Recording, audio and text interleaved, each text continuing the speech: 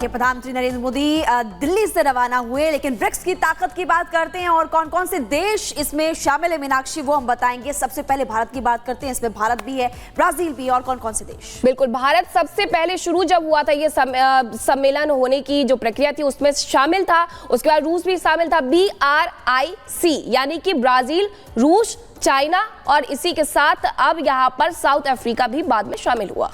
बिल्कुल, ब्रिक्स की ताकत आपको बता रहे हैं कौन कौन से देश इसमें शामिल हैं। और इसके साथ साथ इस बार जो मुलाकात होने वाली है, जो बातचीत होने वाली है, बहुत ही खास होगी, क्योंकि नजरें रहने वाली प्रधानमंत्री नरेंद्र मोदी की व्लादिमीर पुतिन के साथ जो मुलाकात होगी उस पर भी। और उसके अलावा ये भी खबर मिल रही है कि चीन के राष्ट्रपति शी जिनपिंग से भी मुलाकात हो सकती है, संभव मानी जा रही है। प्रधानमंत्री नरेंद्र मोदी भी उनसे मुलाकात करने वाले हैं। यानी कि एक तरफ जहां युद्ध चल रहा है, वहीं दूसरी तरफ कई मोर्चों पर चर्चा काफी ज्यादा महत्वपूर्ण। 2023 में कुछ देशों को और शामिल किया गया था, अर्जेंटीना, इजिप्ट, इथियोपिया, इसी के साथ यहाँ पर शामिल ईरान को भी किया गया था। अब 16वां ब्रिक्स समिट होने वाला है ये, जो कि रूस के कजान शहर में होने वाला है। 2 दिनों तक ये समिट चलेगा और ऐसे में नजरें भारत पर भी रहेंगी कि आखिरकार क्या शांति संदेश दिया जाता है।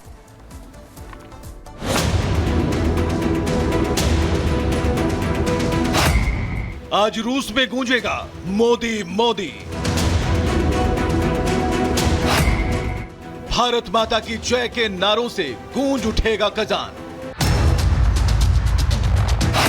जब रूस में वर्ल्ड लीडर्स से मिलेंगे नरेंद्र मोदी, तो दुनिया देखेगी भारत का दम। 16वें ब्रिक्स सम्मेलन में हिस्सा लेने के लिए प्रधानमंत्री नरेंद्र मोदी आज रूस रवाना हो गए हैं। प्रधानमंत्री नरेंद्र मोदी अब से थोड़ी देर बाद दोपहर 1 बजे तक रूस के कजान शहर पहुंच जाएंगे। इसके बाद पीएम मोदी दोपहर 1:30 बजे तक होटल पहुंचेंगे, जहां भारतीय समुदाय के लोग प्रधानमंत्री नरेंद्र मोदी का जोरदार स्वागत करेंगे। इसके बाद दोपहर 3:30 बजे से लेकर 4:30 बजे तक प्रधानमंत्री नरेंद्र मोदी की रूस के राष्ट्रपति व्लादिमीर पुतिन के साथ मुलाकात होगी। इसके बाद शाम 6:30 बजे पहली द्विपक्षीय बैठक होनी है। दूसरी बैठक शाम करीब 7:45 पर होगी। इसके बाद रात 9:30 बजे PM Modi Kazan city hall पहुंचेंगे, जहां ब्रिक्स नेताओं के लिए स्वागत समारोह है। आपको बताएं कि ब्रिक्स संगठन 9 सदस्य देशों का संगठन है, जिसका मकसद विकासशील देशों के बीच आर्थिक सहयोग बढ़ाना, तालमेल कायम रखना और उनके साथ राजनीतिक संबंध को बेहतर बनाना है। इस बार 16वें ब्रिक्स सम्मेलन को रूस होस्ट कर रहा है, जिसमें 16 हाई लेवल के गेस्ट शामिल होने जा रहे हैं, जिसमें भारत के प्रधानमंत्री नरेंद्र मोदी, चीन के राष्ट्रपति शी जिनपिंग, ब्राजील के राष्ट्रपति लूला दा सिल्वा, तुर्की के राष्ट्रपति रेजेप तय्यप एर्दोगान और यूएई के राष्ट्रपति मोहम्मद बिन जायद शामिल हैं। 16वें ब्रिक्स सम्मेलन के सबसे खास मेहमान हैं। वैसे तो 16वें ब्रिक्स सम्मेलन का मंच वर्ल्ड नेताओं से सजा होगा, लेकिन ब्रिक्स सम्मेलन में सबसे ज्यादा चर्चा अगर किसी की है तो वो प्रधानमंत्री नरेंद्र मोदी और चीन के राष्ट्रपति शी जिनपिंग की है, क्योंकि मोदी और जिनपिंग रूस में मिलने वाले हैं, इसलिए पूरी दुनिया की नजर इस मुलाकात पर टिकी है। Bureau report, Republic Bharat. तो आखिरकार ये ब्रिक्स समिट अहम क्यों है वो भी आपको बता देते हैं। कजान ब्रिक्स समिट भारत के लिए बेहद अहम है। यहाँ पर द्विपक्षीय वार्ता होगी और द्विपक्षीय वार्ता के जरिए कई ऐसे मुद्दे हैं जिन पर चर्चा होगी। बिल्कुल, देखिए, गैर यूरोपीय ग्रुप में शामिल होना, प्रतिबद्धता इसकी इसलिए महत्वपूर्ण हो जाता है। तीसरे कार्यकाल में मोदी का एक दूसरा रूस दौरा है, इसलिए भी काफी ज्यादा महत्वपूर्ण इसको माना जा रहा है। और इसके पहले अगर हम बात करें तो प्रधानमंत्री नरेंद्र मोदी ने जुलाई में भी रूस की यात्रा की थी और 2 देशों के बीच मध्यस्थता निभाते हुए वो नजर आए थे। अब मोदी पुतिन की द्विपक्षीय मुलाकात एक बार फिर से होने वाली है। अब ऐसे में माना जा रहा है कि क्या फिर से यूक्रेन को लेकर के यहाँ पर चर्चा होगी। दूसरी तरफ ईरान भी है, तो ईरान को लेकर के भी क्या चर्चा होगी, इजराइल से लगातार जो युद्ध वाली स्थिति है।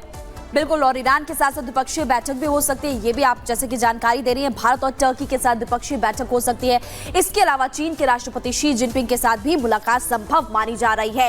यानी कि ओवरऑल हम कहें तो यहाँ पर कई मोर्चों पर ये काफी ज्यादा महत्वपूर्ण समिट, और समिट में अब देखना होगा कि कैसी तस्वीरें निकलकर सामने आती, क्योंकि दोपहर 1 बजे के करीब प्रधानमंत्री मोदी वहां पर पहुंच जाएंगे, 1:30 बजे होटल, और उसके बाद मुलाकात का सिलसिला तेज होने वाला है। तो ये भारत के लिए बेहद अहम है, और ये भारत के लिए नहीं, ये सभी देशों के लिए बेहद अहम हो जाता है, क्योंकि 45% आबादी इन्हीं सब देशों में रहती है जो कि आज समिट का हिस्सा होने वाले हैं। शिखा का रुख कर लेते हैं खास रिपोर्ट के लिए। तो समिट क्यों अहम है ये बता रही थी मीनाक्षी, लेकिन आज पूरी दुनिया की नजर मोदी और जिनपिंग की मुलाकात पर टिकी हुई है। पूरी दुनिया ये जानना चाहती है कि क्या मोदी जिनपिंग मिलेंगे, और अगर मिलेंगे तो दोनों के बीच क्या बातचीत होगी। एक रिपोर्ट इसी से जुड़ी आपको दिखाते हैं।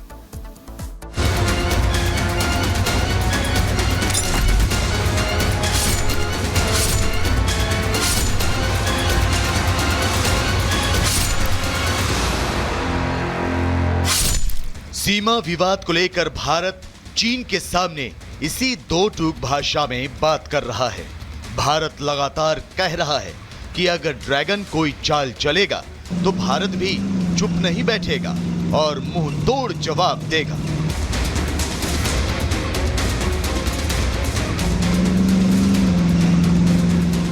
भारत 2020 में हुई गलवान घाटी हिंसा के बाद से चीन की आंख में आंख डालकर बात कर रहा है।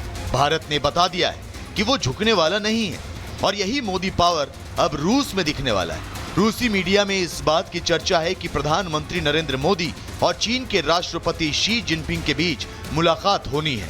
ये बात तो सच है कि चालबाज चीन भरोसे के लायक नहीं है और जब जब उस पर भरोसा किया गया है उसने षड्यंत्र ही रचा है। लेकिन इस बार वर्ल्ड लीडर मोदी तैयार हैं। बातचीत की टेबल पर जब मोदी और जिनपिंग मिलेंगे तो दोनों नेता एलएसी पर जारी तनाव को कम करने पर चर्चा कर सकते हैं। इस मुलाकात में भारत वास्तविक नियंत्रण रेखा पर चीनी घुसपैठ का मुद्दा उठा सकता है, तो वहीं गलवान घाटी हिंसा के बाद बढ़े तनाव को कम करने पर भी दोनों नेता जोर दे सकते हैं। ये मुलाकात होगी या नहीं, इस पर भारत और चीन की तरफ से अभी तक कोई औपचारिक ऐलान नहीं किया गया है। लेकिन मोदी और जिनपिंग की मुलाकात से पहले ही भारत और चीन के बीच एक ऐतिहासिक समझौता हुआ है, जिसकी चर्चा आज पूरी दुनिया में हो रही है। दरअसल प्रधानमंत्री नरेंद्र मोदी और जिनपिंग की मुलाकात से पहले भारत और चीन वास्तविक नियंत्रण रेखा यानी एलएसी पर पेट्रोलिंग के लिए सहमत हो गए हैं। विदेश मंत्रालय की तरफ से कहा गया है कि अब देपसांग, डेमचोक पर दोनों देशों की सेनाएं पीछे हटेंगी। इस सहमति से पूर्वी लद्दाख में दोनों देशों के बीच सीमा विवाद सुलझ सकता है और टकराव में भी कमी आ सकती है। I can share with you that over the last several weeks, Indian and Chinese diplomatic and military negotiators have been in close contact with each other in a variety of forums. And as a result of these discussions, agreement has been arrived at on patrolling arrangements along the line of actual control. Bharat और चीन के बीच ऐतिहासिक समझौता हो गया है, लेकिन अगर मोदी जिनपिंग की मुलाकात के बाद चीन की सेना विवादित इलाकों से पीछे हटने को तैयार होती है तो निश्चित तौर पर यह भारत की बड़ी कूटनीतिक जीत होगी। Bureau report, Republic Bharat. और इस ब्रिक्स समिट में जब मोदी और जिनपिंग मिलेंगे तो आखिरकार क्या होगा वो आपको बताते हैं। कजान ब्रिक्स समिट में चीन के राष्ट्रपति जिनपिंग से मुलाकात हो सकती है, शामिल होंगे क्योंकि वो वहां पर कजान ब्रिक्स समिट में पीएम मोदी भी शामिल हो रहे हैं। अब दोनों ही देशों के प्रतिनिधि शामिल होंगे तो मुलाकात संभवतः